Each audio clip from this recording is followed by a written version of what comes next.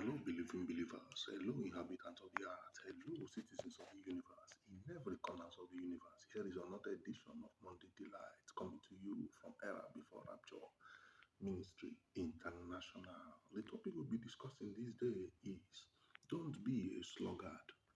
My brother, my sister. Let's take a biblical excursion in the books of Proverbs chapter 6 from verse 6 to 9. And let it be known to us that the word of God are written for God's people. The Bible consists of facts, truths, formulas, consists of the mind of God that is translated to us. And that's why the word of God made it clear that God have a regard for his words, even more than his name, because his words talks about who he is and what his acts are like. Now, for there to be a mention of go to the ant, use sluggard, it simply means many believing believers are sluggards. Sluggard is the act of performing laziness in whatever he or she doeth. And one thing we have to know in life, my brother, my sister, every character is a quality. And that quality is either productive or unproductive. It's either that quality is positive or is a negative quality. So when a man or woman is diligent, it's a positive quality and is very, very productive. When he or she is lazy, it's also a quality, but a negative quality that is unproductive. It simply means that our Maker enjoys us to be productive in whatever we do. He enjoys us to start small but not to remain small, to be productive and progressive, for we to move from one point to a greater point, from one glory to greater glory. That is the true purpose of God for me and you. But when that him or her is a sluggard, when that him or her is someone that performs laziness, he tends to fail, because success we talk about this day and much more even later in days or in the future is consistency of diligence.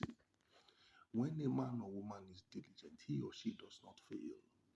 When he performs an exercise and he doesn't get it right, it becomes an experience that becomes an added advantage for him to get it right the next time.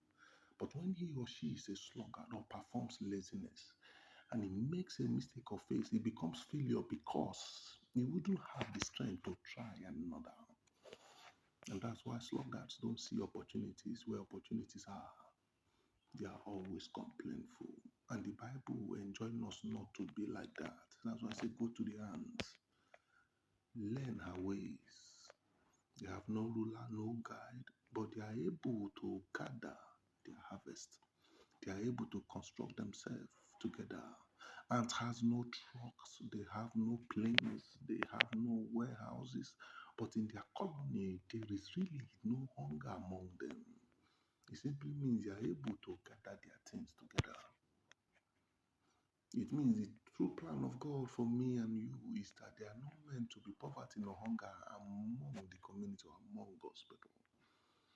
But when sluggard is not eradicated, sluggishness, the act of performing laziness is not eradicated, one way or the other, there might be tendency for there to be hunger.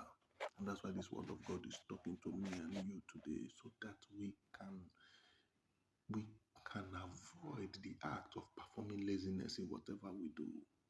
We should learn to be diligent.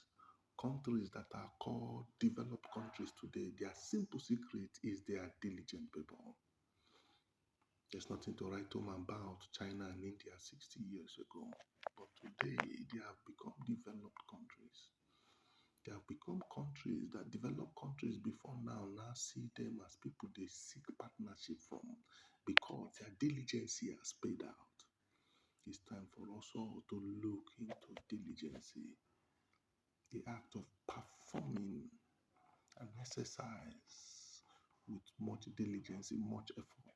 Like a child that is in educational sector, that child has to be diligent to do her own work assignment and to read her book, to read his or her book, so that he or she can excellence well in that sector and form the character of diligence, which now becomes a quality in him or her that is productive. That is why diligence is something we have to do something about in whatever sector we find it ourselves so that we can grow with that quality and become very, very productive. I hope this word of God have touched our hearts and our minds to bring us to understanding of what God truly intends us to do and why He has enjoined us to be diligent. I, an anointed of the Most High God, a member of the pastoral team of Era Before Rapture Ministry International. God bless us.